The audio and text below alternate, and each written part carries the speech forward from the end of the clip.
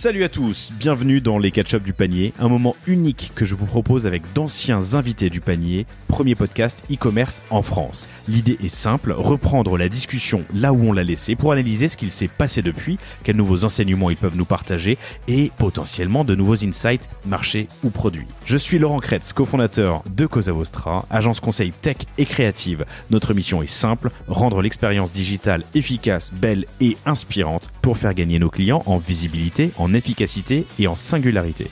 Si vous avez une épine dans le pied, parlons-en et écrivez-moi sur laurent@cosavostra.com ou sur LinkedIn, Laurent Kretz. Et surtout, n'oubliez pas de vous abonner pour ne rater aucun épisode du panier et des catch-up du panier sur lepanier.io pour trouver la newsletter. Belle écoute. Bonjour à tous, très heureux de vous retrouver aujourd'hui pour ce nouvel épisode du panier. Un catch-up aujourd'hui avec Jonathan Laninek, qui est le cofondateur de Split, avec 3i, S-P-L-I-I-I-T,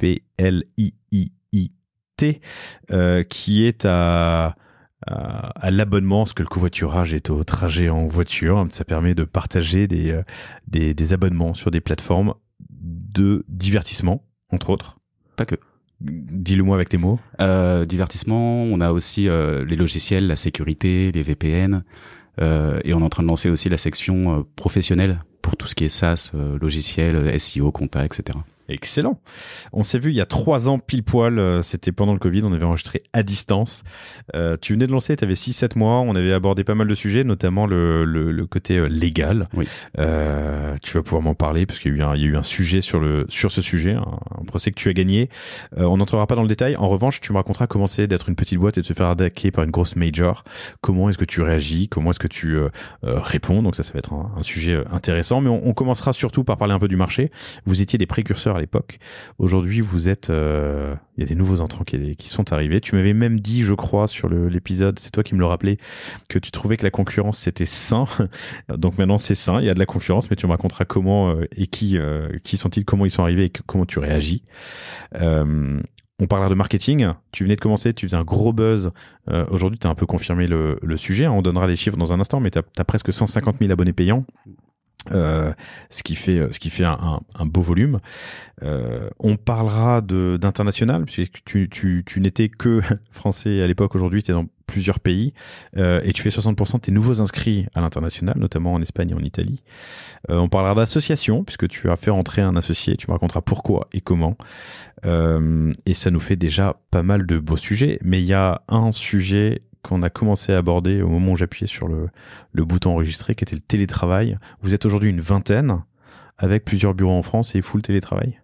Oui, c'est réparti en fait entre 3 villes. Aujourd'hui, on a des bureaux à Paris, à La Défense pour être exact, à Troyes et à Lyon.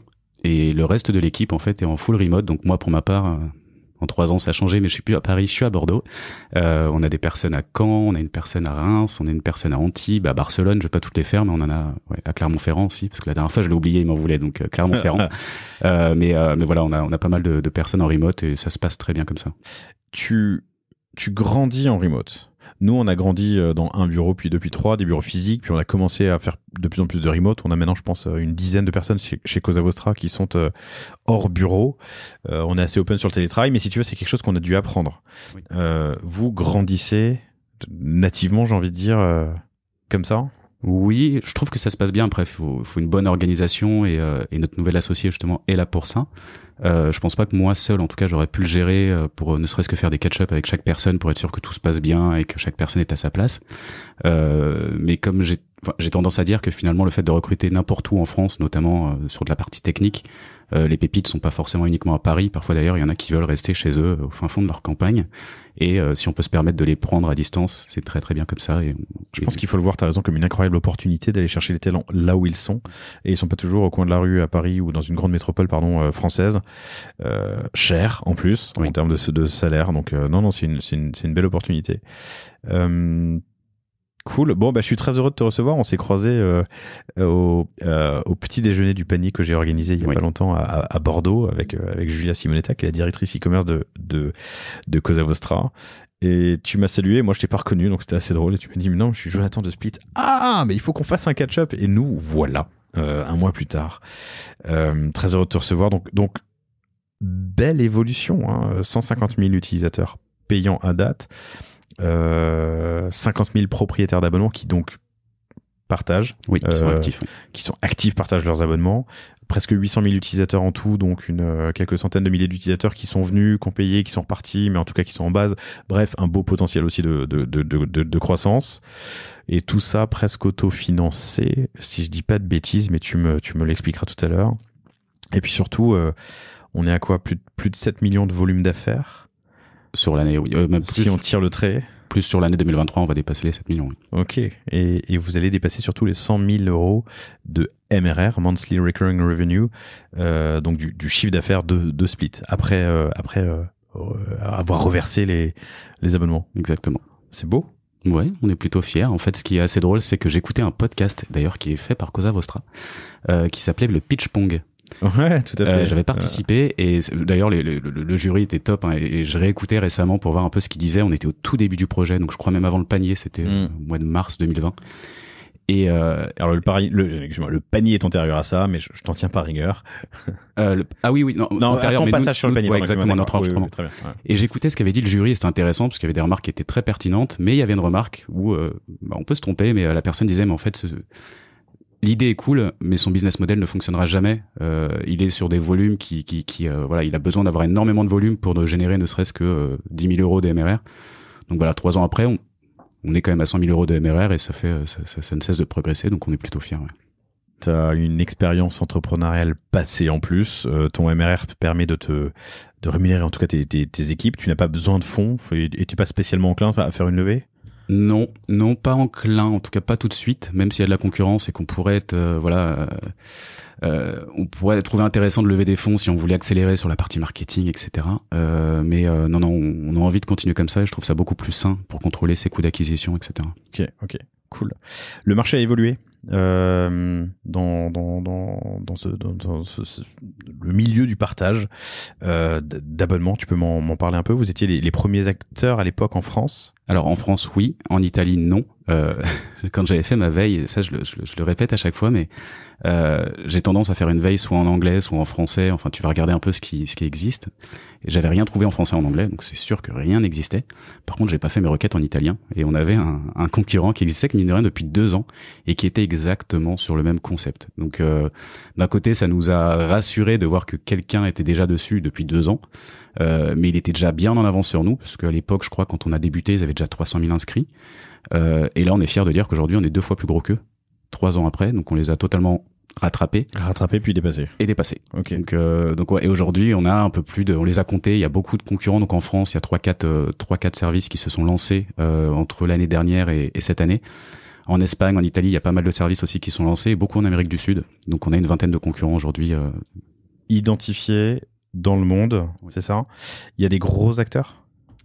Alors le deuxième plus gros acteur après Split, donc ça va être Together Price, qui est l'italien, et ensuite on en a un qui s'appelle Cotas, qui est au Brésil et qui est plutôt gros, oui. Ok. Comment il s'appelle aux États-Unis? Non, au Brésil. Okay. Cotas, très bien. Donc tu as vu l'arrivée de Copycat sur le marché. Comment tu réagis? Ça nous arrive à tous, on a tous eu un jour. Alors, comment réagir? Alors moi, je t'avais dit, c'est vrai, je trouve que la concurrence est saine et en plus, ça te pousse à innover. C'est-à-dire que quand des concurrents se lancent et qui vont peut-être essayer de changer des choses, ça te permet d'essayer d'innover, de t'inspirer de ce qui est fait. Donc c'est le cas pour certains concurrents qui font ça bien. Et on a d'autres en effet qui sont très largement inspirés de Split et ça, c'est toujours un peu gênant de voir le business model exactement repris à l'identique, le wording quasiment à l'identique. C'est le jeu, et ça nous pousse en même temps à accélérer encore plus et voilà. Et sur le produit, sur l'acquisition, nous on porte beaucoup d'importance au service client, à nos avis. Donc voilà, vraiment que parce que finalement on se dit qu'un client content n'a pas besoin d'aller ailleurs parce que nos tarifs en plus sont les moins chers aujourd'hui dans le monde. Et ça on peut se le permettre parce qu'aujourd'hui on a beaucoup de volume. C'est beaucoup plus compliqué pour un nouvel entrant d'être sur nos tarifs parce qu'il faut faire du volume avant d'arriver à notre MRR. Donc on est les moins chers et en plus de ça, on est vraiment la plateforme qui a la meilleure note en avis, donc on mise tout là-dessus en fait pour garder nos utilisateurs le plus longtemps possible. C'est quoi alors par curiosité pardon, mais on parlera de marketing après, sur ton 100K de MRR, la part de dépenses d'achat média? En marketing, tu veux dire, en coût d'acquisition global? Alors là, mois d'avril, je pourrais revenir dessus, mais on a quasiment coupé tous nos budgets marketing, mais en moyenne, On tourne à 20 000 euros par mois, pas plus. Ok, donc quand même 20% de ton MRR. C'est ça. Ok, pourquoi t'as tout coupé? Alors là, c'était un mois d'avril très compliqué. En fait, quand on s'est lancé, on avait une plateforme qui était potentielle. Enfin, j'avais pas prévu d'avoir autant d'utilisateurs. En tout cas, quand on a développé la partie back-end du service, on n'avait pas prévu d'avoir autant d'utilisateurs. Et en fait, à chaque fois qu'on avait un passage média depuis l'année dernière, tout plante à chaque fois, mais immédiatement, au bout de 3 secondes, parce qu'il s'avère que le back-end n'était pas du tout prévu pour avoir autant de monde dessus. Donc depuis 7 mois, on a travaillé une nouvelle version, donc qui est totalement invisible pour l'utilisateur, parce que tu as l'impression d'être sur le même site. C'est pas la charte graphique qui a changé, c'est pas l'UX lui. C'est toute la partie back-end, et aussi quand tu vas sur les pages, c'est beaucoup plus rapide parce qu'on est en full JS, etc. Mais on a lancé donc cette V3, ce qu'on appelle la V3 au mois d'avril, et c'était une catastrophe sur certaines choses, notamment pourquoi on a coupé nos budgets marketing, parce que tous nos liens de tracking qui tombaient sur nos pages étaient morts, en fait, tombaient sur une 404. Oh, l'enfer. Donc en urgence, et ça c'est une erreur à ne pas faire, d'ailleurs je l'ai appris à nos dépens, j'ai dit aux équipes, on coupe tout de suite les campagnes Google Ads, les campagnes Meta, les campagnes TikTok, ça sert à rien parce qu'on est en train de payer pour tomber sur des 404. Et il faut savoir que quand tu mets en pause une campagne sur ces réseaux, t'es puni, on va dire, par les méta TikTok et autres, parce que il y a un apprentissage qui se refait après. Donc en fait, on avait coupé pendant 5 jours, et quand on a relancé, c'était une catastrophe en termes de coûts d'acquisition. On était là où on était plutôt à des coûts d'acquisition, bon, ça change énormément, mais disons à 1,50 € de l'inscrit, on est passé à 12 €, 8 €. Donc forcément, quand on a un budget quotidien, je dis n'importe quoi, de 500 €, les 500 €, ça fait beaucoup moins d'utilisateurs. Donc c'est vrai que le mois d'avril était très très compliqué. T'aurais fait quoi à la place du coup? J'aurais fait quoi? J'ai envie de dire, on l'a bien testé cette V3 avant de la lancer. Je pense que on aurait dû déjà tester les backlinks, les liens d'acquisition. Après, qu'est-ce que j'aurais fait dans l'urgence comme ça? En tout cas, je sais même pas comment j'aurais pu réagir, parce que c'était soit on continuait à acheter, payer pour que des gens tombent sur des 404, mais finalement, je pense que ça aurait été plus rentable, parce qu'on a corrigé le problème, je crois, le lendemain, donc ça s'est fait en 24 heures. Il t'a fallu 24 heures pour résoudre le problème. Oui, le temps qu'il y a eu la MEP, en plus c'était un vendredi, etc. Donc c'était un peu compliqué. Mais une mise en prod un vendredi. Non. Mais quand on s'est rendu compte, parce qu'il faut savoir qu'on a dû lancer ça le mercredi. Pardon, ne faites jamais une mise en prod un vendredi. Ah non, ça, nos développeurs le savent et ils le font plus du tout. Non, c'était un mercredi. Et en fait, c'est juste qu'on a vu nos utilisateurs, on était à 1200 inscrits par jour, et d'un coup on était à 300, 400 inscrits par jour, et on s'est dit mais qu'est-ce qui se passe? Il y a eu un truc, donc il y a eu pas mal de problèmes, et notamment toutes les campagnes finalement qui tombaient sur des pages 404. Ok. Donc tu t'en rends compte, tu l'as réglé finalement assez rapidement, mais quand t'as remis les campagnes en route quelques jours plus tard, t'avais des CAC qui étaient beaucoup plus élevés. Exactement, et là c'est toujours le cas, encore au mois de mai, donc ça, de semaine en semaine, okay. ça diminue. Mais l'erreur à pas faire, alors je ne comprends pas, parce qu'on a remis les mêmes campagnes, le même wording, le même ciblage, on n'a rien changé, c'est juste que temps d'apprentissage, j'ai l'impression que pour Google ou pour Meta, voilà, je n'arrive pas à l'expliquer encore aujourd'hui. Non, mais c'est intéressant. Et du coup, alors c'est facile de le dire avec le recul, mais il aurait mieux fallu prendre une journée off et réparer tous les liens, ou refaire des bonnes redirections, parce que tes liens ils existent. Il suffit de faire des redirections, que de couper les campagnes. Bon, chers auditrices, chers auditeurs, si ça vous arrive, vous saurez à quoi penser.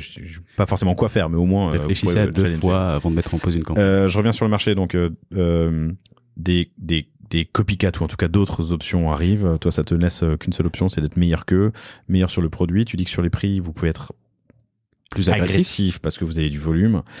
Et tu m'as parlé de l'importance des avis clients. Raconte-moi le parcours d'un avis client. À quel moment tu le demandes? Comment est-ce que tu le redemandes quand il n'a pas été donné? Où est-ce que tu les mets? Oui, alors on les a quand même mis au bon endroit, on va dire. C'est quelque chose qui a été fait depuis le premier jour. Alors la première chose qu'il faut savoir, c'est qu'on a un vrai service client qui est... Oui, je sais ce que tu montres. Alors pour les auditeurs qui ne le voient pas, j'ai dit à Laurent tout à l'heure qu'on était à 4.9 sur Trustpilot. Il me montre le 4.8. Donc c'était pas du bullshit. Je tiens à préciser. En fait, on fait il suffit qu'on ait un avis qui tombe de 1 ou 2 étoiles, on repasse en 4.8. Et là, si dans la journée ou demain, on a 2, 3, 4 avis 5 étoiles, on va repasser au 4.9. Donc on est vraiment à la limite, mais on est plus souvent 4.9. Voilà. À quel moment, quand, comment? Tu m'as dit on l'a tout de suite mis au bon endroit. En fait, on le met dans plusieurs parcours. Le parcours notamment, par exemple, ce qui fait plaisir, c'est quand tu récupères ton argent. Il faut savoir que sur Split, quand tu récupères ton argent, c'est totalement gratuit. Il n'y a pas de minimum quand tu te fais un virement sortant vers ton compte bancaire. À ce moment-là, on met tout simplement à nos clients, si vous êtes content de notre service, n'hésitez pas à laisser un avis. Ensuite, on fait beaucoup de chats. Donc notre service client est à 3 dans la région Grand Est, et on a un vrai service client qui est disponible sur le chat. Et d'ailleurs, ce que je dis toujours, c'est qu'on délivre plus que ce qu'on promet, parce qu'on dit que notre service client est ouvert de 10h à 18h du lundi au vendredi, la vérité, c'est qu'on est ouvert de 9h à 22, 23h le soir et on répond aussi le week-end. Pour les remboursements, c'est tout bête, mais on dit qu'on rembourse sous 48 heures, mais en fait, la réalité, c'est qu'on rembourse sous 24 heures.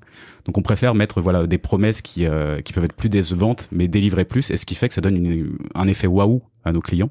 Et c'est à ce moment-là où on peut proposer de laisser un avis, parce que les gens, quand ils nous parlent un dimanche à midi, en pensant qu'ils vont avoir une réponse automatique et qu'ils vont devoir attendre le lundi pour avoir un retour, chaque fois, donc on est à la personne au service client qui travaille le week-end qui s'appelle Lucas.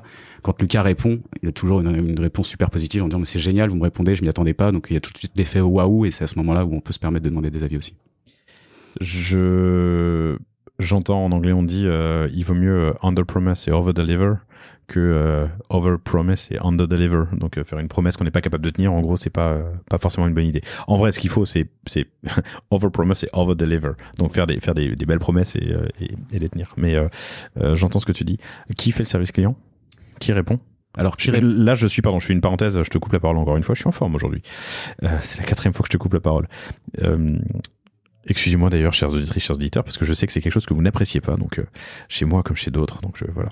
Mais je termine. Je suis sur ta page Trustpilot, j'ai l'impression de voir, alors je pense pas que ce soit possible, mais si, une réponse à chacune de review. Hein. Ouais, totalement. C'est intéressant et c'est pas du copier-coller, c'est-à-dire que bon, il y en a qui se ressemblent forcément. Quand on a un avis qui fait deux mots, c'est compliqué de trouver quelle réponse on va apporter. Mais on part du principe que ce soit un avis 5 étoiles ou un avis 1 étoile, qu'il faut répondre absolument à tous nos clients. Parce que, meilleur des cas, pour la personne qui a mis un 5 étoiles, il sera très content qu'on ait passé le temps de lire son avis et de lui répondre. Comme les avis 1 étoile, ça va même plus vite, c'est qu'on va même appeler le client, essayer de rentrer en contact avec pour comprendre exactement ce qui s'est passé. Donc ouais, c'est quelque chose qu'on a mis en place depuis un peu plus d'1 an maintenant, où on veut répondre absolument à tous nos avis. Ok, je suis en train de faire le test en live. Alors je vous décris ce que je suis en train de faire, mais je suis dans ChatGPT et je mets en anglais parce que je suis tombé sur un commentaire en anglais, mais je vais le faire en français. Non, je vais le faire en anglais. Someone left this comment on my website. Où est ma souris? On a 2 avis de ChatGPT qui sont tombés en 1 mois, c'est drôle. On s'en est rendu compte, je t'en parlerai après, mais le vendredi après-midi, on a nos calls service client. Et on s'est rendu compte de 2 avis, parce qu'on les voit tout de suite, il y a 3 paragraphes. Donc j'ai mis l'avis dans ChatGPT, ça me sonne réponse en 3 paragraphes. Je la lis pas parce qu'elle est longue, j'aurais dû dire comment je peux répondre en 1 ligne, mais ça me l'a sorti. Ça te ferait gagner du temps, ça, ou pas?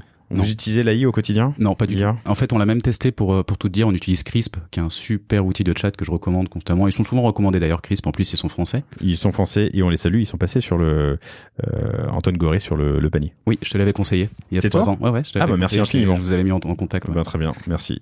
Non, qu'est-ce que je disais? Oui, on l'a testé parce que Crisp a mis un outil qui s'appelle Magic Reply, qui est en fait une intelligence artificielle qui répond à ta place. Et on n'est pas fan du tout. On a envie vraiment de garder de l'humain et c'est pour ça d'ailleurs qu'on nous propose souvent, il y a des boîtes qui font ça très bien, j'ai plus le nom en tête, qui va te déléguer ton service client sur le chat, j'ai plus le nom, c'est une boîte assez connue en France.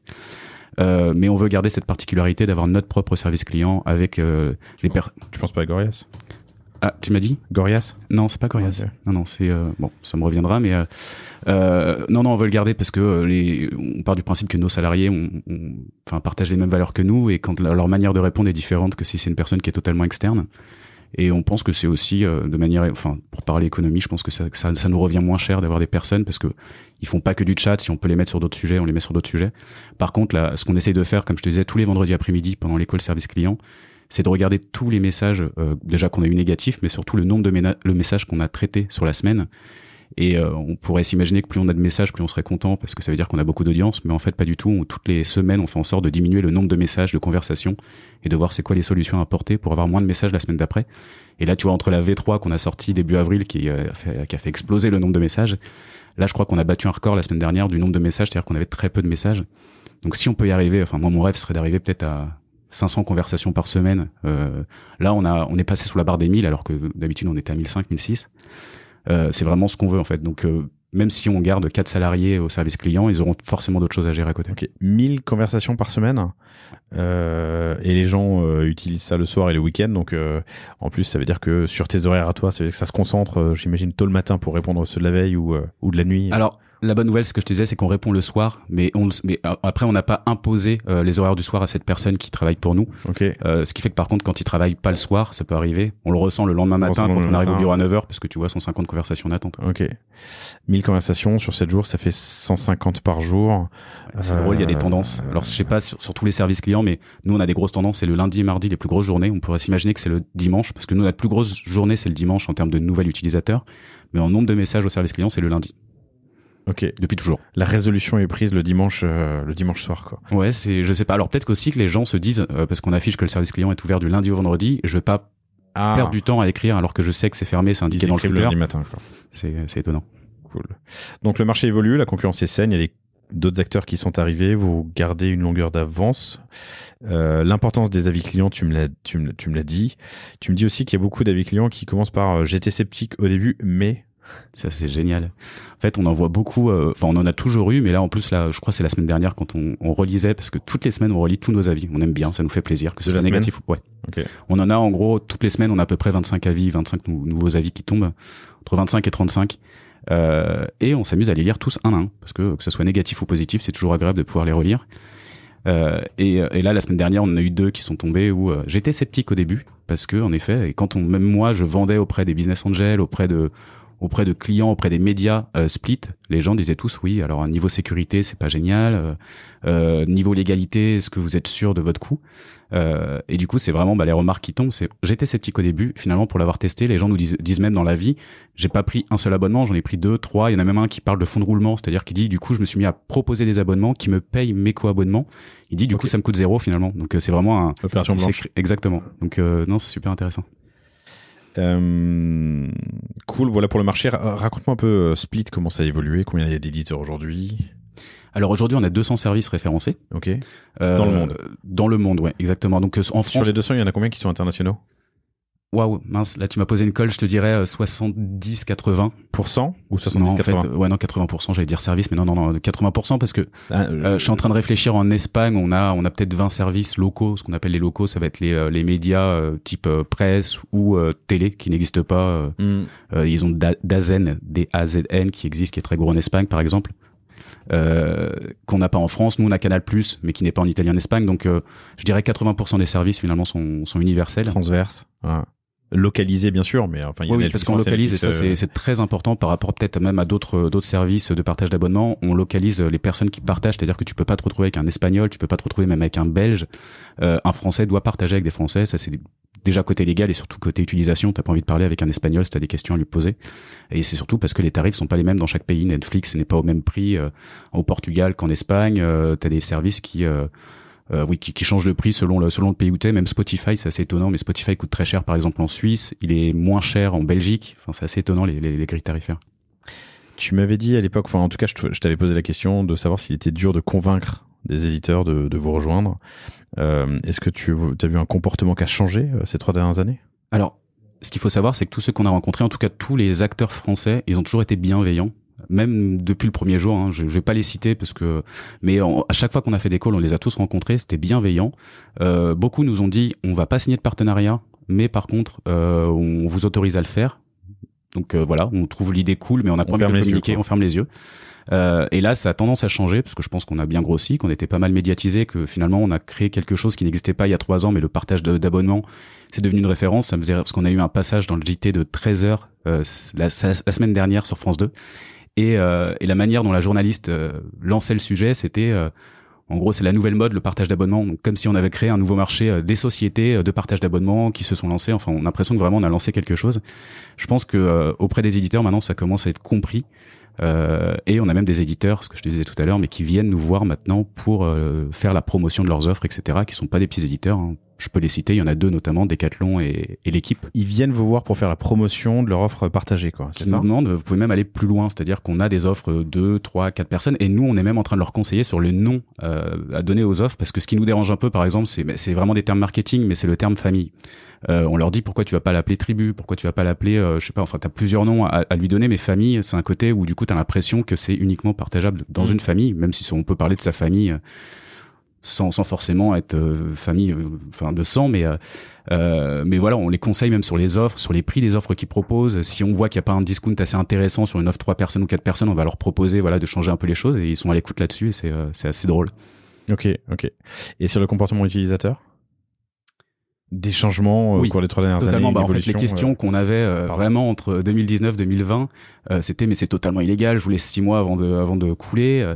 Là, c'est même plus un sujet. Donc oui, dans les médias, t'as toujours le journaliste qui va dire à un moment à la frontière de la légalité pour certains, sauf que là, par exemple, par rapport à l'actu Netflix, on est en train de voir que le partage d'abonnement va plus du tout on va plus parler de zone grise ou autre, parce qu'ils sont en train de le mettre en place officiellement et de l'autoriser et de le légitimer. Mais non, on a beaucoup moins de questions, même si on pense que niveau wording, nous on doit rassurer en disant que déjà d'une, c'est sécurisé, ça là-dessus on est vraiment serein là-dessus. Sur la partie légale, en fait, on sait qu'aujourd'hui les éditeurs acceptent ça, et on est capable de prouver aujourd'hui que d'ailleurs on fait même gagner de l'argent aux éditeurs, parce que le mot clé finalement qu'on a aujourd'hui auprès des éditeurs, c'est ce qu'ils appellent le churn and return. C'est les gens qui vont se désabonner, mettre en pause leur abonnement, revenir plus tard, ou les gens qui churn tout simplement, qui reviennent jamais. Nous aujourd'hui on a un churn côté propriétaire, donc ceux qui proposent leurs abonnements, qui est en dessous de 0,6%. Quand eux, ils ont commencé sur 100 personnes qui ont partagé leur abonnement, il y a 0,6 qui churn au bout de du coup 0,6 tu fais c'est mensuel. Oui. Mais du coup quand tu regardes, on les a pas exactement parce qu'ils communiquent très peu sur leur churn, mais en général les éditeurs, la moyenne d'un éditeur B2C sur du divertissement, on est plus à 7%. Ouais, donc t'es en dessous du churn naturel des Exactement. Mais ça s'explique très simplement, c'est que déjà quand tu proposes un abonnement, tu récupères une partie financière, donc ça te revient moins cher. Et la deuxième chose, c'est que ils se comportent un peu comme des capitaines de navire, c'est-à-dire que quand tu as des co-abonnés qui t'envoient de l'argent tous les mois, t'as tendance à te dire finalement, même si t'as moins d'appétence pour le service, que tu vas pas regarder Netflix pendant 2 mois, tu vas te dire je vais pas le mettre en pause parce que je vais pénaliser ceux qui sont avec moi depuis un moment. Donc voilà, et c'est tout ça mis bout à bout, ça permet de prouver aux éditeurs que si vous faites des offres de partage, vous allez diviser par 5, par 10 votre churn. Sur pour rester sur le marché et sur Split, t'as en plus une tendance de certains acteurs de rendre le partage payant. Comment ça vous impacte? Alors, moi, je l'ai vu comme une bonne nouvelle quand Netflix l'a annoncé. C'est les premiers à l'avoir fait. On sait que quand une marque comme Apple ou Netflix change un peu ces modèles-là, c'est le marché qui change. Ça peut changer vite, ça peut changer le marché. Moi, je l'ai vu. Enfin, j'étais même, je vais pas dire qu'on l'a fêté, mais quand on a vu que Netflix disait officiellement, parce qu'il y avait de toute façon, il y avait 2 choix. Hein. Le choix, c'était soit Netflix allait totalement l'interdire, et techniquement, ils pouvaient le faire. Hein. C'est facile de capter une IP qui est pas au même endroit. Enfin, de différentes manières, on peut savoir si la personne n'est pas dans le même foyer. Soit il interdisait totalement. Attends, comment ils interprètent foyer? Parce que mon foyer, c'est aussi ma famille. Et quand ma femme est en déplacement et qu'elle utilise Netflix, de toute façon, c'est un terme juridique qui, dans la loi, n'est pas très clair. Donc là-dessus, c'est un peu flou, c'est très flou. Mais donc, je t'ai coupé. Du coup, quand Netflix met ça en place, on avait 2 choix. Donc, soit ils arrêtaient et nous, ça allait nous obliger à couper totalement Netflix et l'enlever de notre catalogue. Et en plus de ça, le risque, c'était de se dire, si Netflix le fait, t'as peut-être Disney qui va faire les mêmes choses. Enfin voilà, tous les autres vont se mettre à faire pareil. Non, ils ont pris la décision de le rendre payant. Bon, pour plusieurs raisons, hein, ça crée de l'upsell, hein, mine de rien. Ouais. Et ils l'ont fait en Espagne, ils l'ont testé. Donc en gros, l'idée c'est de dire si tu veux inviter des personnes en dehors de ton foyer, il va falloir payer un supplément. Nous, on pensait qu'ils allaient mettre ce supplément à 3 €. Ils l'ont mis à 6 €. 6 € le siège supplémentaire. C'est ça. Donc c'est ça. Ok. Donc la finalité, pour te donner un exemple, si demain c'est lancé en France, que c'est des premiers tests qu'ils ont fait aujourd'hui en Espagne, au Canada et au Portugal. Si c'est les tarifs espagnols sont les mêmes qu'en France, donc potentiellement aujourd'hui tu as un Netflix Premium qui coûte 18 €, tu devras rajouter 6 € par personne supplémentaire. Le coût restera toujours le plus intéressant via Split, parce que si tu fais la division par 3, on est moins cher que l'offre standard de Netflix, donc ça devient toujours plus intéressant, mais ça reste très cher. Et là, je pense qu'ils vont peut-être faire marche arrière. Je suis pas Netflix pour le savoir, mais ils ont perdu 1 million d'abonnés en Espagne. Donc je pense qu'il y a peut-être une adaptation à faire sur le prix des places supplémentaires, et on voit aussi que leur offre avec publicité, même si aux États-Unis ça fonctionne bien, en Europe l'offre avec publicité qu'ils ont lancée c'est plutôt une catastrophe. Donc voilà. Netflix, si tu nous écoutes, je serais très heureux de te recevoir sur le panier. Plein de sujets abordés. Je serais curieux de savoir pourquoi ils ont choisi l'Espagne. Représentatif de l'Europe et des États-Unis ou du marché sud-américain, petit pays, donc si tu perds pas gros. Tu vois, quel a été clairement. Mais ça doit être ça. Enfin, même si l'Espagne reste un pays, mais tu le vois, la France c'est un gros pays pour eux, et je pense que, en tout cas en Europe, En Europe, si ça doit être lancé, la France fera partie des derniers pays parce que c'est un de leurs plus gros pays, avec l'Angleterre. Enfin, l'Angleterre qui ne fait plus partie de l'Europe. Je viens de dire une bêtise. Oui, mais bon, sur la zone géographique européenne. Cool. Bon, parlons un peu market et levier d'acquisition. On s'est vu il y a 3 ans, il y a pile poil 3 ans, juillet 2020. Je sais plus quels étaient les chiffres à l'époque, j'ai pas assez révisé. En tout, on avait, alors là je te parle d'utilisateurs, pas d'abonnés, parce que je t'avais donné le chiffre utilisateurs et pas les abonnés. On devait avoir 10 000 abonnés, 50 000 utilisateurs. Ok, là t'es à 150 000, t'as fait x15 en 3 ans. Quel levier? L'organique, très clairement. En fait, à chaque fois que j'en parle, bon là j'ai été un peu vexé pour tout vous dire en off. Laurent m'a présenté son équipe, ils étaient 5 personnes et il a demandé est-ce que vous connaissez Split, et sur les 5 personnes, personne ne connaissait Split, sauf une personne qui m'avait croisé, donc c'est encore différent. Mais en général, je pense qu'en termes de notoriété, les gens en fait parlent beaucoup de Split autour d'eux. C'est un service qui se partage très facilement parce que une fois que t'as vu que ça fonctionnait, que tu fais des économies, t'as envie d'en parler. Donc on estime qu'on a 80% aujourd'hui, en tout cas de tous nos inscrits qui sont totalement organiques. Et 20% via de l'acquisition diverse. Et l'acquisition aujourd'hui, ce qui fonctionne le mieux, c'est Google Ads.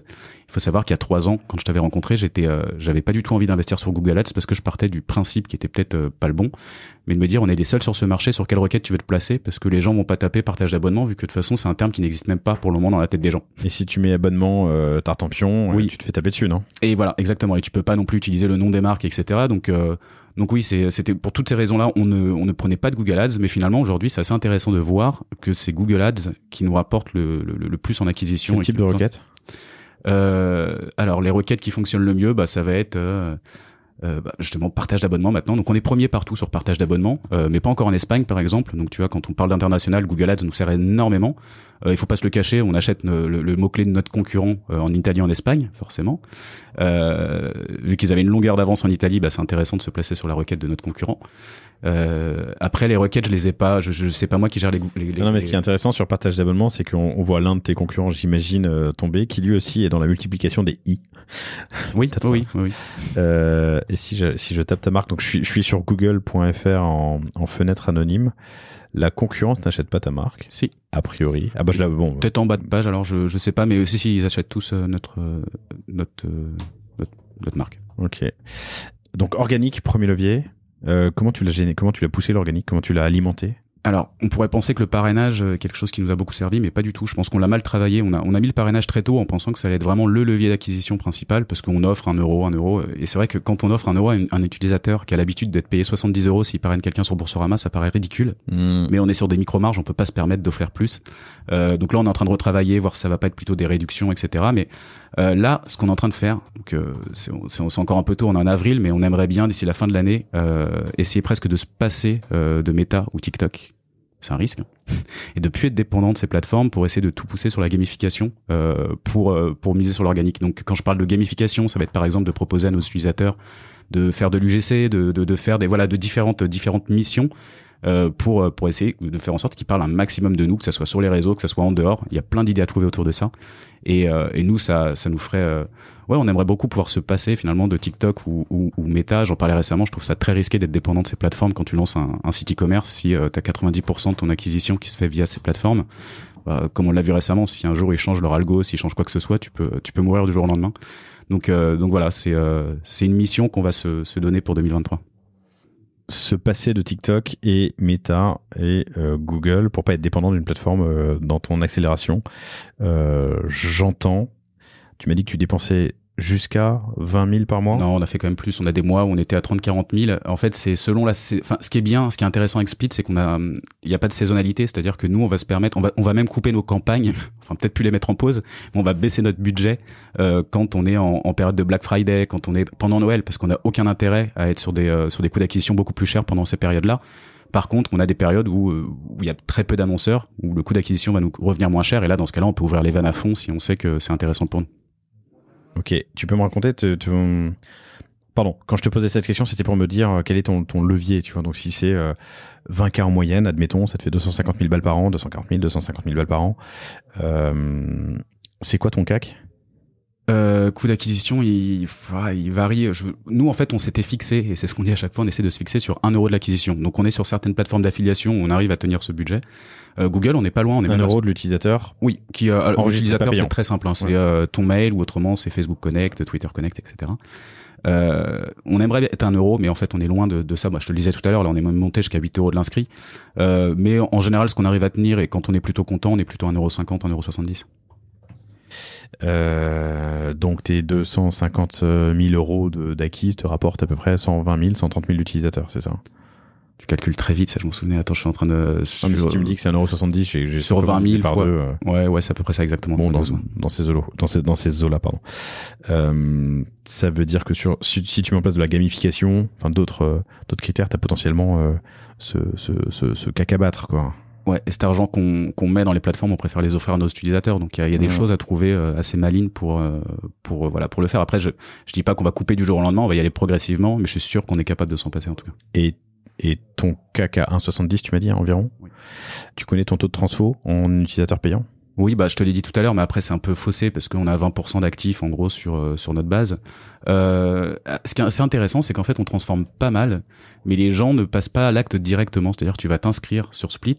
On a fait une moyenne, en fait, on a recruté un data analyst d'ailleurs qui nous sort des datas, mais c'est juste génial. Au début, je voyais pas trop ce qu'on pouvait donner comme mission, et au final, mais il nous sort des choses où on apprend tout de nos utilisateurs grâce à lui.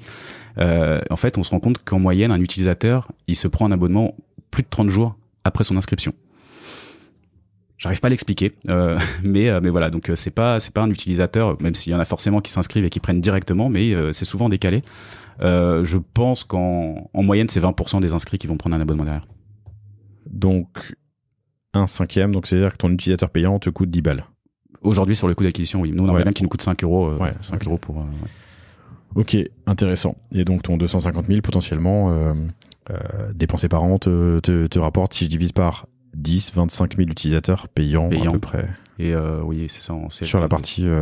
À savoir qu'un utilisateur, parce qu'on gagne en moyenne 53 centimes par mois par utilisateur, nous rapporte 6 euros sur l'année, quoi. Ok, donc il a intérêt à rester. Ouais. Ça marche. TikTok, qu'est-ce que tu as appris cette année? Qu'est-ce que j'ai appris? Alors TikTok, c'est vraiment... Alors j'arrive pas à l'expliquer, pareil. Je suis pas assez bon, je pense, sur ce domaine pour pouvoir... sortir une théorie, mais les coûts d'acquisition, en fait, j'ai l'impression que c'est un cours de bourse. On était TikTok, c'était vraiment le canal d'acquisition le plus intéressant pour nous. Et du jour au lendemain, ça a été multiplié par 5, par 6. On n'a pas compris ce qui s'est passé. Pourtant, on change constamment nos créas. Ça, c'est un gros sujet de faire plein de tests au niveau des créas, etc. On en a une qui tourne, mine de rien, depuis 9 mois. Qui est un ami à moi d'ailleurs qui l'avait créé comme ça par hasard en organique, et je lui ai demandé si je pouvais la mettre, et finalement c'est celle qui fonctionne le mieux. Non, ça c'est un de nos salariés. C'est lui, voilà, lui. Celui-là, hein. Ok. Si vous tapez Split dans TikTok, SPL3IT, Split, c'est la vidéo la plus likée, la top liked dans les résultats. Oui. Il y a beaucoup de vues aussi, à faire réagir. Et finalement, ça fait un moment qu'on l'a mise et on n'arrive pas à être meilleur sur d'autres vidéos. Pourtant, on fait plein d'essais, quoi. Ok. Donc, tes apprentissages? L'apprentissage, on a testé de l'UGC, et pareil, tu vois, l'UGC, nous on n'est pas totalement fan de faire de l'UGC avec des clients qui ne sont pas chez nous. Ouais. Donc on a fait un test, c'est-à-dire que quand je dis ça, c'est que l'UGC aujourd'hui, c'est des acteurs finalement qui vont tester ton produit, ils vont dire mais c'est génial, tu peux partager tes abonnements. On l'a pas mis en place parce que on trouve que ça fait un peu fake, et du coup on peut se le permettre quand t'as 800 000 utilisateurs. On a été voir un peu dans nos utilisateurs qui potentiellement étaient soit un influenceur, ou en tout cas quelqu'un qui a des abonnés, donc on a proposé ça. Je sais plus, on avait fait une alerte à une 50aine de personnes en disant est-ce que ça vous intéresserait de faire une vidéo pour Split contre rémunération ou contre carte cadeau, etc. Et on a eu 5 vidéos de 5 utilisateurs qui sont très très bien. Mais pour autant, je pense que le fait de pas être des acteurs professionnels pour le faire, je pense que c'était un peu décevant au niveau des résultats, mais au moins on peut se dire que les personnes qui ont fait une vidéo pour nous faire de la pub, c'est des vrais utilisateurs de Split. Ils sont pas en train de parler de chaussures qui viennent de recevoir avec une boîte et qui n'ont jamais testé, quoi. Ok, intéressant. Donc, Google, Meta, TikTok, que sont tes principaux leviers payants. Oui. À date, tu aimerais bien t'en affranchir pour aller vers la gamification. Le parrainage, tu me disais que ça marche, mais que 1 euro versus beaucoup plus ailleurs, c'est compliqué de se battre. Un autre sujet en acquisition, Laurent, Ouais. c'est les RP en fait. On a pris un cabinet d'RP pour nous accompagner et nous on est sur un sujet où finalement c'est un sujet qui fait parler. Qui fait parler Bah et ouais. surtout avec les sujets pouvoir d'achat, on est quasiment cité. En fait on fait un call mensuel avec les équipes avec plein de sujets et à chaque fois on ressort sur le mois en cours, qu'est-ce qu'on a eu comme média. Là, on l'a fait hier, le call mensuel, donc on sait qu'on a eu 9 passages médias sur le mois dernier, et pas des petits passages. On a France Bleu National, on a France 3 National, on a eu le JT de 13h, Cosmopolitain, je les ai plus tous en tête, mais on a beaucoup de passages médias, et ça, mine de rien, acquisition, quand je te parle organique, c'est un peu compliqué à calculer. Tu stacks de la connaissance et de la notoriété, c'est du branding en fait. Tu existes, t'es en top of mind. Combien vous payez? 3 000 cabinet. euros par mois. 3 000 euros par mois, On est c'est des Français? extrêmement contents, oui. Ok. C'est des Français. Édifice, et je sais qu'on a beaucoup de boîtes à Bordeaux, c'est assez drôle, qui passent aussi par cette agence, et je le conseille beaucoup. C'est une boîte bordelaise? Même pas, c'est parisien, mais c'est assez drôle. Ils ont Give, c'est un ami qui est à Bordeaux, qui passe par eux. On a Wanted qui est aussi avec eux. Enfin voilà. Comment s'appelle Give? GEEV. Non, Hakim. Ouais. Hakim. Oui. Hakim, je sais pas si tu nous écoutes, mais Hakim m'a rendu un gros service où j'ai organisé avec PrestaShop le PrestaShop Day il y a quelques mois, et je cherchais des intervenants sur le sujet de l'économie circulaire, pardon. Et Hakim m'a été recommandé, puis m'a donné une grande aide et m'a donné 2-3 contacts, et je crois que j'ai oublié de le remercier. Donc Hakim, si tu nous écoutes, je te remercie, et sinon je le ferai tout à l'heure. Édifice. Cabinet de PR, les PR c'est important, tu stacks de la notoriété, et c'est important de le faire en fil rouge tout au long de l'année, parce que en fait ton utilisateur, t'as vu sur TikTok, il va entendre parler de toi dans une émission de radio, puis voir une pub Google, et tu vas le transformer quoi. Tu connais le nombre de touchés avant de transformer un utilisateur? Non, c'est un peu compliqué en fait. Mais par contre là, pour rebondir sur les médias, ce qui est intéressant, c'est que déjà t'as la notoriété, et on dit tout le temps qu'il faut voir 7 fois un message pour ensuite passer à l'acte. Mais on a aussi des passages médias nous on a eu un gros passage, c'était l'année dernière, on a explosé tout, c'est Passage Capital, un reportage de 5 minutes sur Split pendant Capital, très bienveillant en plus, où c'est dans nos bureaux, et là on a explosé. Enfin les compteurs, je le vois sur le mois de mars, c'était fin mars et avril de l'année dernière, on avait tout explosé. Et ça, c'est quand t'as l'opportunité d'avoir un JT ou d'avoir Capital, je pense que qui veut être mon associé, ça va être pas mal aussi. Mais Capital, en fait, tu peux faire, tu peux exploser ton business avec ça. J'en ai eu pas mal sur le panier des startups qui sont passées par qui va être mon associé. Effectivement, ça fait exploser les compteurs. Tu l'as eu comment, Capital? Grâce à Edifice? Non, parce que pour le coup, on n'était pas avec Edifice encore à ce moment-là.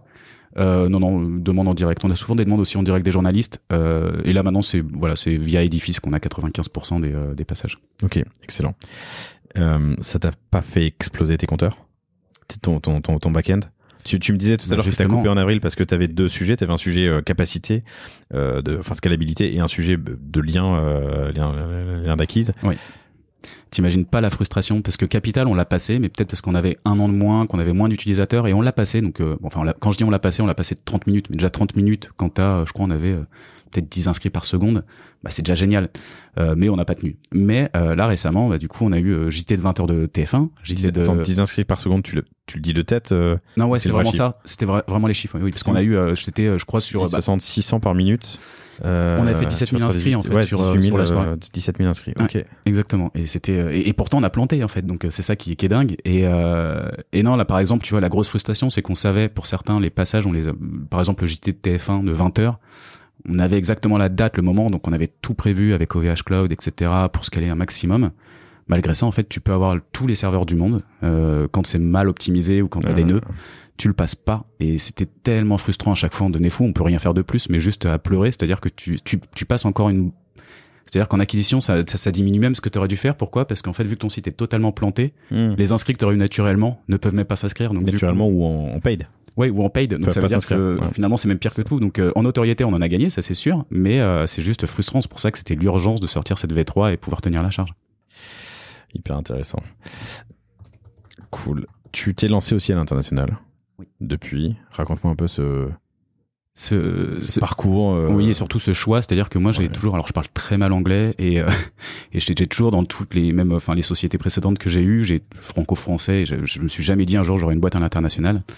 Et en fait, j'ai un de nos associés, on en reparlera peut-être plus tard, qui nous a rejoint et qui a dit tout de suite, Jonathan, si j'investis dans ton projet, je veux qu'on aille tout de suite à l'international, parce que ce qu'on fait, c'est universel, tu l'as dit tout à l'heure, la plupart des services sont dans tous les pays, et ça serait dommage de créer une référence en France et d'avoir des copycats dans d'autres pays qui vont prendre de l'avance. Donc il faut tout de suite le dupliquer dans d'autres pays. Et je trouve que ça a été très bien fait. On a eu un peu de mal au début, au démarrage, parce qu'en France, on a eu la chance d'avoir, comme tu disais, le buzz et le côté cocorico des médias qui vont parler d'une start-up française. En Espagne, en Italie, on n'a pas eu ce buzz, on n'a pas eu de médias. Donc c'était vraiment, il fallait y aller avec de l'acquisition payante. Et là, comme je t'ai dit, la première stratégie, notamment en Italie, c'était d'acheter, par exemple, le mot-clé du concurrent. Ça, c'était assez pratique. Quand tu as en plus un historique avec un concurrent qui est assez gros, qui est existant, c'est-à-dire que sur des mots-clés, tu peux potentiellement acheter des mots-clés sur partage d'abonnements en italien, en espagnol. Et là, aujourd'hui, ça commence à bien fonctionner parce qu'on a plus de 60% de nos utilisateurs qui sont en dehors de France, du coup. 60% de vos nouveaux utilisateurs qui sont en dehors de France. T'as réfléchi à racheter, à faire de la croissance externe? Non, en fait, c'est marrant que tu me dises ça parce que c'est ce que fait. Non, t'as pas réfléchi ou non, t'as réfléchi, t'as pas voulu? Je pense pas qu'on le fera. Tu veux dire de racheter des. Ouais, tu me dis que t'as rattrapé et doublé ton concurrent italien et que l'Italie est parmi tes plus gros pays. Ouais. Alors, je pense qu'on est capable de. Tu vois, quand je te dis, l'italien qui était là avant nous, on l'a déjà rattrapé. Et là, c'est marrant, je sais que tu le connais bien. D'ailleurs, je lui fais un coucou à Wilfried, qui est CEO de Kelprof. Lui, sa stratégie. Ah, il est génial. Super prof. Lui aussi est génial d'ailleurs. J'adore. À chaque fois Wilfried, j'écoute ses podcasts et je sais qu'il en a fait pas mal avec toi. Lui, sa stratégie, c'est de racheter ses concurrents à chaque fois. Que de la croissance externe. Ouais, je pense qu'on est capable en fait de le faire sans racheter. Aujourd'hui, on a 2 gros concurrents, comme je te dis, un en Italie, un au Brésil. Je pense qu'on est capable, vu la vitesse à laquelle on a été en Italie, en Espagne, de les rattraper. Finalement, on n'a pas d'intérêt à les racheter. Ok. Surtout qu'ils n'ont pas les mêmes tarifs. Ils ont aussi un historique au niveau des avis, au niveau des clients, qui pourrait pénaliser notre image de marque. Donc, on préfère continuer à grossir comme ça. Ok. Quels sont les prochains pays que tu vises? Alors, en fait, on est déjà présent dans tous les pays de la zone euro. Quels sont les prochains pays sur lesquels tu vas mettre un effort marketing? Exactement, c'est l'Allemagne. L'Allemagne et l'Angleterre. L'Angleterre, c'est plus compliqué parce que encaisser, quand c'est pas de la monnaie euro, c'est très compliqué avec tous les PSP de paiement, etc. et ce qu'on fait. Mais en tout cas, c'est assez drôle parce que au niveau du trafic, par exemple, le 5e pays en audience, c'est l'Angleterre, alors qu'on ne fait rien là-bas. Mais c'est l'Allemagne où vraiment on veut aller. Donc on y a été là, au doigt mouillé. Pour le moment, on a mis, je crois, 30 € par jour sur Google Ads. Et on a déjà, je sais pas, il y a aussi pas mal d'organiques, mais on a déjà peut-être 800 ou 500 abonnés, j'ai plus en tête les chiffres, mais en Allemagne, actifs. Donc c'est que ça prend petit à petit. Bon, c'est décevant par rapport aux chiffres qu'on a ailleurs. C'est quand on a 500 co-abonnés en Allemagne, c'est même pas ce qu'on fait par jour sur Split. Oui, il faut commencer quelque part. Oui. Ah ouais, donc c'est intéressant. Donc l'Allemagne, je pense que c'est stratégiquement, c'est le pays sur lequel il faut qu'on accélère, et surtout que là-bas, il y a vraiment 0 concurrent. Donc c'est bien et pas bien, parce que comme je te disais, nous, l'Italie, l'Espagne, pourquoi on les a choisis en premier, c'est parce que notre concurrent était déjà là-bas. En Allemagne, on va être les premiers vraiment à se lancer, donc il faut éduquer le marché. Je suis en train de réfléchir, mais je vais pas m'aventurer dans une réponse parce que je suis pas assez intelligent pour ça, mais dans quelle mesure il y a aussi quelque chose de culturel à partager ou non, à faire des économies ou non? Est-ce que T'as totalement raison. Ça, on en a discuté, et c'est vrai qu'en Allemagne, ils sont beaucoup plus prudents, alors que les pays comme la France, l'Espagne et l'Italie, je vais pas dire qu'ils sont plus radins, mais ils sont plus malins. Et en Allemagne, on avait vu des enquêtes là-dessus où ça peut potentiellement, être un frein pour eux de partager avec des inconnus. Enfin voilà, on verra. On est méditerranéen, c'est pour ça. C'est pour ça. Quelle est ta démarche d'internationalisation quand tu ouvres un nouveau pays? C'est quoi? Traduction, c'est une URL, c'est quoi? Alors, on essaye d'avoir une expérience locale. Donc, on fait pas du Google Trad dans tous les pays, même si on l'a fait. L'allemand, on s'est fait aider un petit peu parce que je sais plus, on avait une personne qui parlait allemand qui nous avait dit, mais vous savez que sur votre page d'accueil, je crois que dépenser moins, profiter plus, c'était dépenser moins et faites du pâté. Enfin, vraiment, c'était un mot, mais qui n'avait rien à voir. Et du coup, on fait attention quand même aux traductions. Donc, on a une personne qui est à Barcelone, qui est notre country manager, et il a l'avantage de parler couramment le portugais, l'espagnol et l'italien. Donc, c'est lui qui s'occupe aussi des traductions. Il fait énormément de choses, mais il s'occupe notamment des traductions. Donc, il y a une vraie expérience locale avec des vraies traductions sur le site. Nous, maintenant, on fait pas mal de trad sur ChatGPT. Ah oui? Ouais. Qui fonctionne mieux du coup que des qui fonctionne, alors pas forcément mieux, mais qui fonctionne. D'accord. Qui fonctionne et qui de toute façon doit être revu par un natif, un native speaker, une personne dont c'est la langue maternelle. Mais putain, on gagne pas mal de temps, quoi. Ouais, c'est intéressant. Après, en fait, sur Split, on a automatisé un maximum de choses. Donc, comme je te disais, on était une vingtaine de personnes pour gérer tout ça, et on a fait en sorte d'automatiser beaucoup de choses. Et dans les automatisations qu'on a mis, quand tu vas rajouter une page en français sur Split, quand le développeur va faire sa mise en prod, on a une API en fait qui va traduire automatiquement ça dans toutes les langues. Donc on est dans 23 langues pour faire gagner du temps. Et ensuite notre traducteur a une alerte qui lui dit tiens, on a traduit nous par défaut pour gagner du temps, mais va retoucher le truc. Va relire. Donc On a mis ces API, mais c'est vrai que je me suis jamais posé la question avec ChatGPT. Je crois qu'on est en train de, parce qu'on fait un mini bot là sur le chat, et Marcelo, donc notre country manager, me disait qu'il faisait des tests avec ChatGPT pour certaines questions. Donc je pense que lui aussi, oui, a eu cette idée. Traduction, adaptation, localisation. Le site, c'est un .de ou un .com/de ou c'est quoi? Alors on les a tous, on a acheté tous les noms de domaine, Okay. les .de, les .it, les enfin tous, mais finalement, enfin du coup quand tu tapes split.it, tu vas être redirigé sur split.com/it. Ouais. J'espère. Je teste. Hein. Ah ouais. Alors peut-être que je suis dans un navigateur français, mais bref. Je suis tombé sur le .en, mais c'est parce que mon navigateur est en anglais. Ah oui, d'accord. Peut-être. Oui, par défaut, ouais. Ok, donc traduction, adaptation, le point ES ou le point, ça vous ferez ce que vous voulez. Super propre, justement, Wilfried me disait que lui, c'est toujours Tous les noms de domaine, ouais. Ouais, tout le nom de domaine. Donc le point DE pour l'Allemagne, parce que ça a un gage de réassurance pour l'utilisateur qui est derrière à tester. Et ensuite le lancement. Le lancement, bah alors, je te dis, on a des pays qui tournent tout seuls. C'est en Grèce, à Malte, on a même des pays où vraiment où ça tourne tout seul. On a déjà des abonnés alors qu'on n'a jamais rien fait dessus. Le lancement, c'est juste mettre un peu de budget sur Google Ads et on voit comment ça tourne. Après, l'idéal aussi quand on se lance dans un pays, si on veut le faire sérieusement et faire du marketing, c'est d'essayer de trouver des services locaux qui peuvent, tu vois, là, tu me parlais des noms de domaine. Ça peut être rassurant pour un Allemand de voir qu'il y a, typiquement, j'en sais rien, nous, on a Le Monde, Le Figaro en France, bah, d'avoir la presse allemande pour ça donne l'impression d'avoir un service aussi qui est évidemment purement allemand. Ouais. Donc il faut ce travail de référencement qu'on n'a pas fait encore dans tous les pays. On l'a très bien fait du coup en Espagne, en Italie, au Portugal, mais on l'a pas encore vraiment fait dans les autres pays où on est en organique. Mais ça c'est important de le faire pour bien lancer un pays. Ok, cool. Tu t'es associé, enfin t'as fait rentrer un associé. Vous êtes plusieurs cofondateurs, mais t'as fait rentrer un associé, Guillaume, qu'on salue. Que j'estime comme cofondateur d'ailleurs. Il est arrivé un peu en retard, mais il est arrivé au moment où on s'est connus début 2020. En fait, Guillaume, on l'a rencontré parce que j'avais créé, alors je sais pas si ça te parle, Eldorado, eldorado.co je crois, qui est une plateforme où quand tu recherches des business angels, tu vas référencer ton projet et puis si un business angel passe sur ta fiche, il va te proposer d'investir chez toi. Et en fait, je l'avais mis, mais sans attendre d'ailleurs de lever de fonds ou autre, j'avais juste référencé Split dessus, je l'avais laissé. Et Guillaume a pris contact avec moi via ce réseau parce qu'il investissait dans certaines startups. Et le projet lui parlait parce qu'il avait une idée un peu similaire, mais pour du partage de code Wi-Fi. D'ailleurs, c'était très intéressant, mais c'est marrant, c'est quasiment l'idée que j'ai eue, sauf que c'était pas sur les abonnements numériques, c'était sur du Wi-Fi. Et du coup, il était intéressé pour investir dans le projet. Donc, il a investi d'abord en tant que business angel dans le projet. Il s'est pris d'amour, je pense, pour le projet. Ça a bien fité aussi avec moi, avec les équipes. Donc il a très vite proposé, parce qu'il était anciennement chez Apple depuis plus de 10 ans, il a proposé de se mettre en congé sabbatique d'Apple pour nous aider. Et en fait, ce qui était génial, c'est qu'on est très complémentaires avec Guillaume.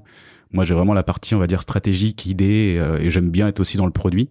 Et lui, il a plus la partie management, là où je suis très mauvais, et la partie internationale, parce qu'il parle couramment l'anglais, qu'il est très à l'aise avec ça, qui quand il était chez Apple, il travaillait plus en France, mais il était, je crois, en Allemagne. Alors, il gérait la Suisse, l'Allemagne et l'Autriche, effectivement. Ouais.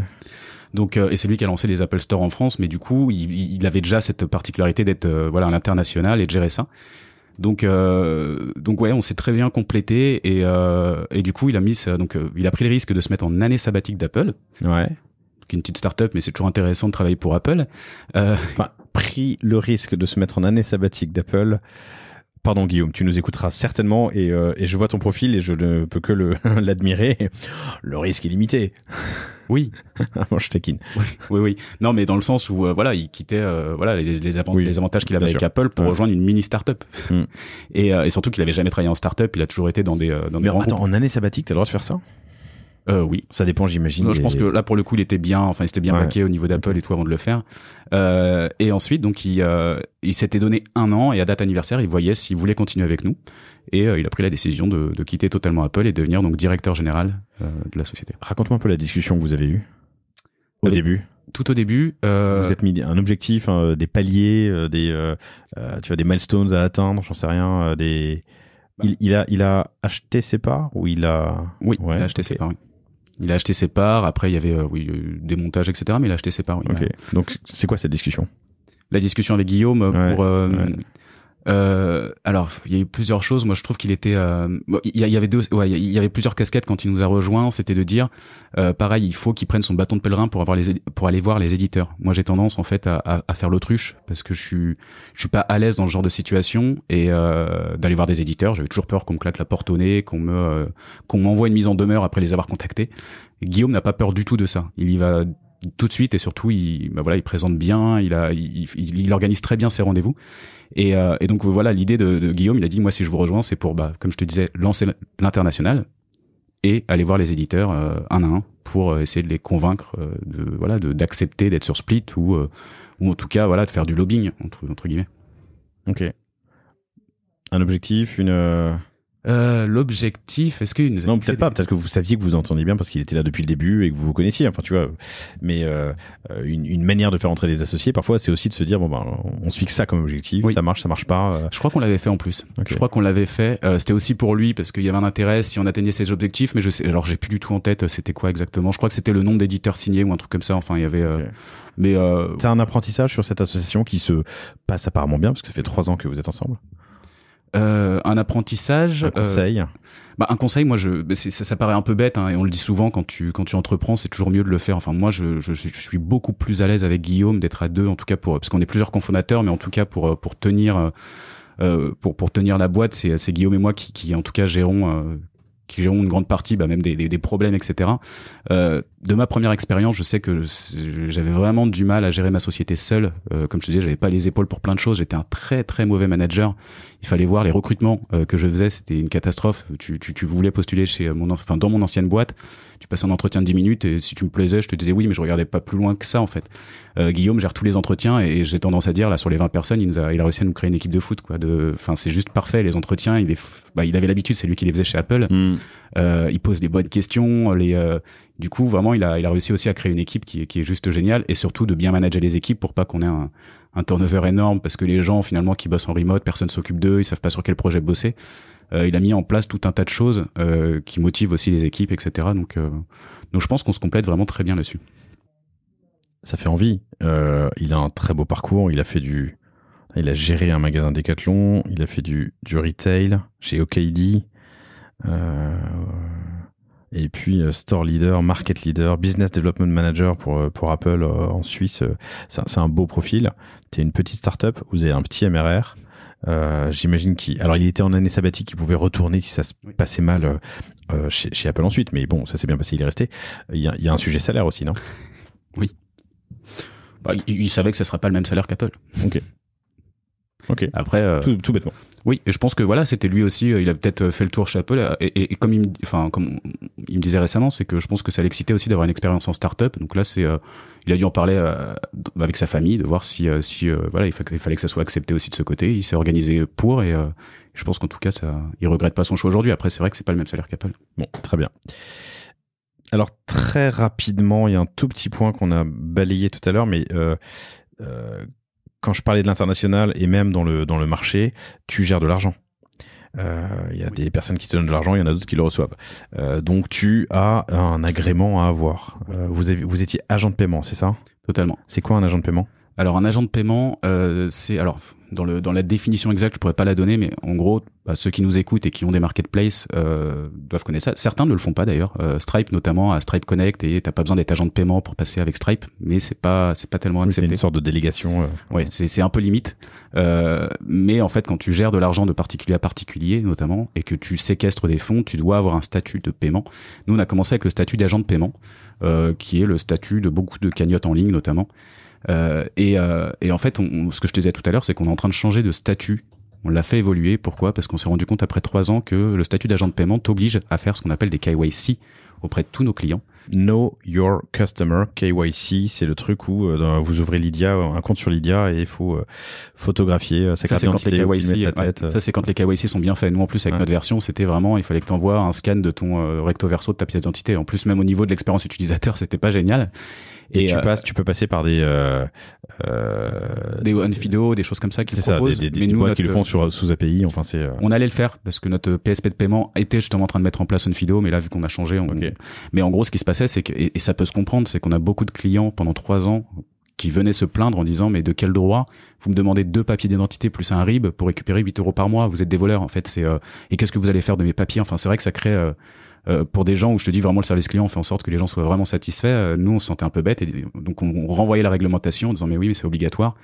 Et souvent d'ailleurs ils nous renvoyaient des choses, notamment Le Bon Coin. Si tu veux récupérer de l'argent sur Le Bon Coin, t'as pas besoin de faire de KYC. Donc ils nous disaient alors pourquoi Le Bon Coin l'accepte? C'est parce que donc là j'en viens, ils ont pas le même statut de paiement. Donc quand tu es agent de paiement, tu dois faire des KYC.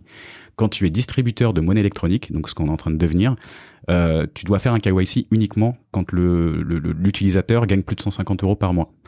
Donc, ce qui est du coup certainement Le Bon Coin et plein d'autres plateformes, c'est ça? Oui. J'ai pas testé sur Le Bon Coin récemment, mais là j'ai vendu un truc à 50 €. Ils me l'ont pas demandé, mais en effet, je pense que si tu dépasses 150, ils vont te le demander. Donc statut de distributeur de monnaie électronique, tu le demandes à qui?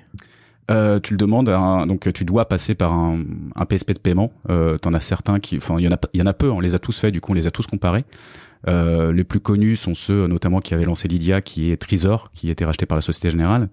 Nous on passe par CentralPay. On en a démarché beaucoup, surtout on a comparé aussi les commissions, enfin tout ce qu'on pouvait avoir, parce qu'on fait beaucoup de volume, donc il faut vraiment très très très bien négocier les contrats.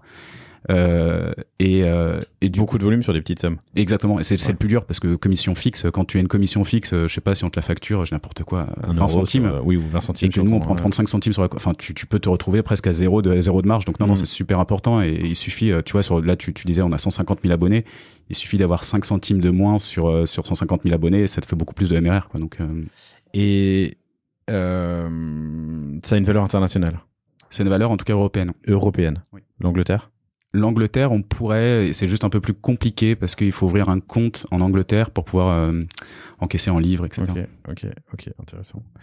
Je referme la parenthèse et puis je termine, alors pas par le plus fun, mais parce que ce qui m'intéresse, mais t'as eu des gens qui t'ont dit ce sera compliqué légalement. Je t'ai posé la question il y a 3 ans. Tu as eu entre-temps une petite aventure avec quelques majors, un procès que tu as gagné. Ça se trouve en ligne, hein, donc voilà, je ne trahis aucun secret. Moi, ce qui m'intéresse, c'est plutôt comment tu gères ça en tant que fondateur d'une petite startup qui a quelques mois, quelques années, qui se fait attaquer par des géants qui pèsent chacun, je sais pas, 200 milliards en bourse, et que toi t'as tes quelques dizaines de milliers d'abonnés qui te versent chaque mois, enfin, ton petit MRR, t'as ta petite boîte, on l'a pas dit, je sais même pas si on l'avait dit dans le premier épisode, mais t'as eu plusieurs expériences entrepreneuriales, t'as déjà revendu une boîte à Webedia. À ce moment-là, tu pourrais assez facilement juste te dire je vais pas me faire chier. Très souvent, je termine ma très très très très longue question ou introduction, mais très souvent en plus ces grosses boîtes savent que les petites startups ont pas les moyens, ni la persévérance, ni la résilience pour aller se battre parce que ça va prendre 10 ans, et se disent que simplement le mastodonte le David contre le Goliath fait que le David se couche, quoi. Oui. Totalement, et c'est ce que nous ont dit nos conseils d'ailleurs. Ils nous ont dit, vous savez pourquoi ils font ça, c'est que ils vont vouloir en fait que vous abandonniez. Et ils s'attendaient pas, je pense, à ce qu'on y aille en fait, qu'on aille jusqu'au tribunal de Paris et qu'on réponde avec un cabinet qu'on avait pris exprès pour cette affaire. Comment ça s'est passé? Alors c'est pas ces 3 mastodontes qui nous ont attaqués en direct, c'est via une association. Ils se sont regroupés à 3 et c'était un référé qui nous ordonnait finalement de retirer de la plateforme pour plusieurs raisons. Et ce référé finalement a été rejeté à leurs dépens, parce que c'était voilà sur plusieurs, alors je les ai plus en tête exactement les termes juridiques et je vais vous embêter avec ça, mais moi quand j'ai reçu le courrier, donc on en parlait tout à l'heure, mais la mise en demeure, c'est vrai que j'étais pas du tout serein, et je crois même que le réflexe que j'ai eu au moment où j'ai le courrier, j'étais le premier à le lire dans la boîte. Tu l'as acheté? Non, c'est que je me suis parti en fait quand j'ai des moments de stress où t'as une boule au ventre, je me suis allongé dans mon lit et juste j'ai attendu peut-être 1 heure ou 2 que ça passe tellement j'avais une boule. Tu sais, c'est un peu comme quand t'as un examen ou quelque chose de très dur à passer. J'étais pas bien en fait. Il fallait. T'étais déjà à Bordeaux? C'était encore à Paris? Non, c'était encore à Paris. Hein. Encore à Paris, oui. Ouais, okay. Encore à Paris. Et pardon, on s'en fout. Et là, en fait, ce qui est intéressant, et on rebondit du coup sur l'arrivée de Guillaume, c'est là où on se rend compte que d'être associé avec quelqu'un, c'est super important. C'est que si j'avais été seul, ou en tout cas avec Brice, je pense que c'était plus dur moralement parce que c'est toi en fait qui est le seul à porter le truc plus ou moins et tu dois assumer seul. Là, Guillaume a été vachement rassurant là-dessus. C'est lui qui a pris les choses en main, qui a trouvé notre cabinet, qui était même rassurant en fait sur plein de choses. Et c'est lui qui vraiment qui a géré l'affaire, voilà, de A à Z. Et le fait que lui soit rassuré, ça me rassurait. Et des fois d'ailleurs on soutient, hein, pareil, des fois il est paniqué sur certaines choses. Moi je veux le rassurer, par exemple sur le produit, quand il y a la V3 par exemple, j'étais là pour le rassurer parce que je savais ce qu'il fallait faire derrière. Là pour ce type de cas, en tout cas lui il était là et je te le disais, mais clairement je pense que si j'avais été seul j'aurais abandonné. j'étais papa, j'avais peur en fait en plus ma compagne est greffière, elle travaille au palais de justice, donc forcément un procès qui arrive, elle était pas très contente, mais elle m'a soutenu aussi d'ailleurs, mais du coup, oui, je pense que sans Guillaume, j'aurais pu abandonner, ou dans un premier temps, j'aurais supprimé les services en question pour leur faire plaisir. Mais je pense qu'il voulait pas s'arrêter là, qu'il voulait demander des dommages-intérêts pour d'autres choses derrière, donc non, j'aurais pas pu assumer. Ok. Donc l'enseignement, c'est communiquer, tête froide. Et aussi bien choisir son cabinet d'avocat, c'est tout bête, mais en fait on a un super cabinet, qui est un cabinet que tu connais sans doute, qui est Bold, qui est dans les affaires courantes et qui est juste génial. Mais on s'est dit, voilà, pour ce type d'affaires, quand on voyait le cabinet en face que cette association avait pris, il fallait qu'on a fait, je crois, 3-4 gros cabinets qu'on a comparés. C'était on nous avait envoyé un annuaire du top 10 des plus gros cabinets d'avocats de Paris pour ce type d'affaires. Et on avait contacté certains et du coup on avait flashé sur l'un d'eux. J'étais à l'audience et c'est vrai que waouh, c'était beau. Il aurait fallu le filmer parce que d'un côté la partie adverse avait leur défense et nous, je trouvais que ça s'enchaînait super bien, ils répondaient absolument à tous les points et c'était en plus on comprenait très bien les réponses et même pour nous en fait ça nous a baqué juridiquement, dans le sens où maintenant on sait quoi répondre quand on nous accuse de certaines choses, parce que il y a des articles, il y a plein de choses qui font que de toute façon ce qu'on fait depuis le début est légal. Et maintenant c'est totalement assumé. C'est totalement légal et en plus les grands commencent à le faire. Enfin, oui, on l'a abordé tout à l'heure, mais c'est indirectement. Indirectement. Après, la seule chose que je disais récemment aussi, c'est que malheureusement pour nous, on était les premiers sur le marché et on a payé pour les autres. C'est-à-dire que les concurrents arrivent, ils n'ont pas eu ces frais juridiques. Nous, c'est finalement nous qui créons, parce que je pense que en général, quand tu dois t'attaquer à quelqu'un, tu vas t'attaquer au plus gros et les autres derrière sont un peu protégés. Tu essuies les plâtres, quoi. Et en même temps, tu fais parler de toi. Enfin, there's no such thing as bad press. Il y a pas de mauvaise presse. On n'a pas trop communiqué dessus, parce qu'on a envie de rester amis avec eux, en fait. Et c'est un peu l'idée. D'ailleurs, moi, je pense que de toute façon, le temps joue en notre faveur. Je te le disais, mais Netflix aurait pu très bien décider d'interdire totalement le partage et de le faire parce qu'ils ont les moyens techniques. C'est pas la décision qu'ils ont prise. Donc, je pense que le temps joue en notre faveur et que ça. On a par exemple l'exemple de Canal+, qui a sorti une offre Friends and Family. Il y a plus de notion de foyer, de famille ou quoi. Il parle d'amis aussi. Donc en gros, t'as Dashline, qui est un gestionnaire de mots de passe, qui a créé des offres de partage où il dit tu peux partager avec ta cousine. Dashline. Ouais, pardon, j'ai mal compris. Ouais, ok. Et c'est assez drôle parce qu'ils en font un argument marketing de dire mais partage-le avec qui tu veux, avec Betty Daniel, etc. Finalement, ils s'en fichent un peu de savoir que si la personne est de ta famille réellement, quoi. Ça m'est arrivé dans le passé, moi, une précédente vie entrepreneuriale où je me suis fait attaquer. Une mise en demeure, toute bête de changer de nom, mais d'un gros acteur de l'accès Internet. RIF. J'avais pas tout compris, mais ça a été une charge mentale. C'est la première fois que ça m'est arrivé. C'était ma deuxième boîte, je crois, troisième boîte, je sais plus. Une charge mentale hyper importante. Et en plus, ça dure, tu vois. C'est des LRR, des recours, des rappels, des nouvelles dates. Enfin, c'est long. Et tu vois, ça m'a occupé l'esprit. Tout le temps de la procédure qui a duré 2 ans. Et en fait, ma boîte est morte avant que la procédure. Tu vois. Bref. Ok. Bon, intéressant. Écoute, passionnant. Merci infiniment de tous ces partages et bravo surtout pour cette belle, ce beau développement. On a fait le tour de tous les sujets que je m'étais noté, qu'on s'était noté. C'est quoi ton enjeu là? Il y en a plusieurs. Là, le gros caillou, les 2-3 gros cailloux dans ta chaussure sur les 6 prochains mois. Alors là, je vais vraiment parler produit parce qu'on avait quasiment mis en stand-by toutes les features de notre produit à cause de la V3. On a une dizaine de développeurs à temps plein. Tout le monde était à 100% sur la V3 et sur le back-end. Là, le gros sujet, donc il y a 2 choses. Il y a le changement de PSP, parce que je t'en ai parlé, mais c'est pas encore en place. Le nouveau PSP de paiement. Il faut faire très attention, parce si du jour au lendemain, on perd toutes les cartes bleues des abonnés, ça, c'est un business qui meurt du jour au lendemain. Donc il faut faire très attention. Et non, le gros sujet aussi, c'est tout ce qu'on va pouvoir automatiser de manière à améliorer la vie du client. Je vais te donner un exemple. Je sais pas si tu vois, si tu connais GetAround, anciennement Drivey. Bien sûr. Moi, je trouve l'expérience juste géniale. Ça n'existait pas il y a 3-4 ans, mais en gros, maintenant, tu peux prendre une voiture connectée. Le propriétaire n'a plus besoin d'être là pour faire l'état des lieux, etc. Tu fais tout depuis ton téléphone et tu as accès au véhicule directement. C'est un peu le même principe sur Split. Aujourd'hui, quand tu fais une demande d'abonnement, tu dois attendre la réponse du propriétaire qui te fournisse les accès, etc. Et on est en train de travailler sur tout un tas de choses qui vont rendre l'expérience extrêmement fluide, où tu n'auras plus besoin d'attendre 1 seconde pour avoir les accès enfin voilà, je vais pas tout étaler de la boîte noire derrière de ce qu'on est en train de mettre en place, mais vraiment c'est pour le côté UI et même pour nous en termes de chiffres, c'est-à-dire une sorte de single sign-on. C'est immédiat, c'est rapide. pas aussi complexe, mais c'est plus ce que les propriétaires vont devoir fournir pour donner accès à leurs abonnements. On n'aura plus besoin d'attendre la validation du propriétaire pour avoir l'abonnement, ce qui serait une frustration en moins pour les co-abonnés qui auront accès tout de suite au service, et au propriétaire, ça sera un travail en moins pour lui de gérer tout ça. Donc ça, voilà, c'est un gros chantier. Ensuite, voilà les pays qu'on va lancer. Non, il y a beaucoup de choses en features qu'on a dans les tuyaux depuis longtemps. Et si, la grosse nouveauté, je t'en parlais tout au début, c'est qu'on est en train de dupliquer finalement le modèle de Split qui est vraiment B2C divertissement on aime dire le F2F, donc freelance to freelance, mais ça peut être aussi pour des startups. J'ai beaucoup d'amis qui ont lancé des SaaS B2B et de se dire, mais finalement, notre concept fonctionnerait très bien pour des freelances ou des petites startups qui n'ont pas les moyens de se payer des outils de SEO, de marketing, de comptabilité. Du moment que le partage, attention, c'est pas un partage par identifiant, mais par lien d'invitation, donc chacun a ses propres accès indépendants. Et ça a un intérêt pour les éditeurs toujours, pour le churn, mais surtout de se dire, ça me permet d'intégrer des freelances qui demain vont peut-être grossir, des startups qui demain vont peut-être grossir et auront besoin de prendre eux-mêmes ce logiciel.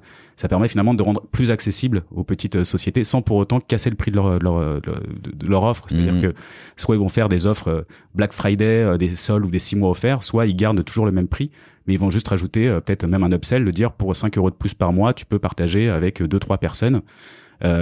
Et ça permet de rendre accessible. Je sais, on parle souvent de SEMrush ou des choses comme ça, des logiciels de SEO qui coûtent très cher à utiliser, et donc j'en connais beaucoup qui les piratent du coup, qui sont des freelances. C'est dommage. Je pense qu'ils pourraient toucher cette cible de freelance en mettant des offres de partage. Et on a déjà beaucoup d'offres qui peuvent être potentiellement référencées, qui existent.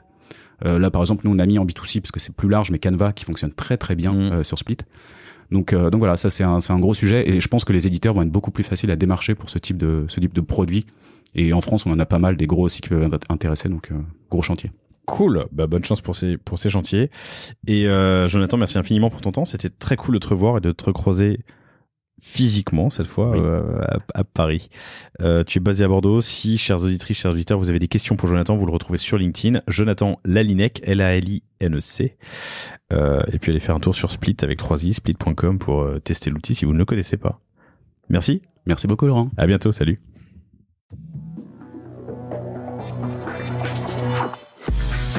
Merci d'avoir écouté cet épisode du Catch-up du panier. J'espère qu'il vous a plu. N'oubliez pas de vous abonner sur votre plateforme préférée, de noter cet épisode 5 sur 5 ou 10 sur 10 ou 50 sur 50 le max, et surtout de le partager à vos proches et vos collaborateurs.